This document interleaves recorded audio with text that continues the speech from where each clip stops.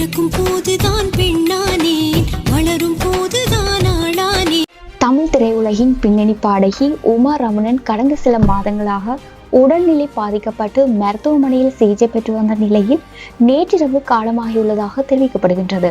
தமிழில் வெளியான நிழல்கள் திரைப்படத்தின் இளையராஜா இசையமைத்த பூங்கதவே தாழ்த்துறவா என்ற பாடல் மூலம் தமிழ் இசை ரசிகர்களின் மனதில் இவர் அழுத்தமாக பதிந்துள்ளார்.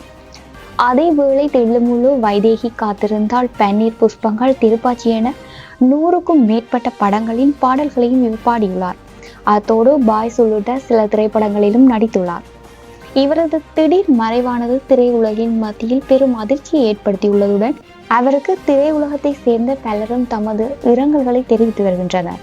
இந்நிலையில் உமா ரமணனின் இறுதி நிகழ்வுகள் சென்னை அடையார் காந்தி நகரில் உள்ள அவரது வீட்டில் இன்று மாலை நடைபெற உள்ளதாக தெரிவிக்கப்படுகின்றது.